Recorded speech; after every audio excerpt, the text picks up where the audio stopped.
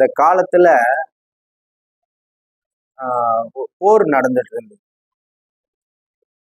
போர் நடக்கும்போது ஒரு ராஜா என்ன பண்ணாருன்னா, ஒருத்தரை நல்லவர் அவரை தூக்கின்னு போயிட்டு ஒரு பெரிய சிங்க குகையில போட்டாரு. அவரு சிங்க குகையில இருக்கிறாரு, சுத்தி சிங்கங்கள்லாம் உட்கார்ந்து இருக்குது அவர் சுத்தி. அப்போ அவருக்கு என்ன பண்றதுன்னே தெரியல. அப்போ அந்த டைம்ல அவரு ப்ரேயர் பண்ணிட்டு இருக்காரு, ஆண்டவரே இந்த சிங்க குகையில நான் மாட்டின்னு இருக்கேன், நான் வெளியே வர்றது அப்படின்னு அவரு ப்ரேயர் பண்ணிட்டு இருக்காரு. அப்போ ஆண்டவர் பார்த்தீங்கன்னா அந்த குகையிலேருந்து அவர் பேரு தானியல், அவரை அந்த சிங்க குகையிலேருந்து அவரை காப்பாத்தினாரு. அதே போலதான் நம்மளும் இப்போ நடக்கின்ற இந்த நாட்டுல, தமிழ்நாட்டுல நம்ம அனைவரும் மாட்டிக்கொண்டு இருக்கிறோம்.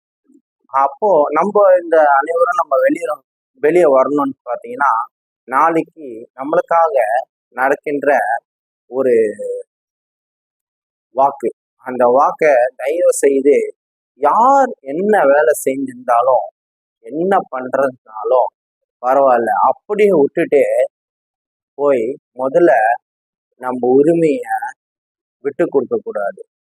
ஓட்டு போடுங்க, நம் நாட்டை மறுபடியும் தமிழ்நாட்டை மீண்டெடுங்க.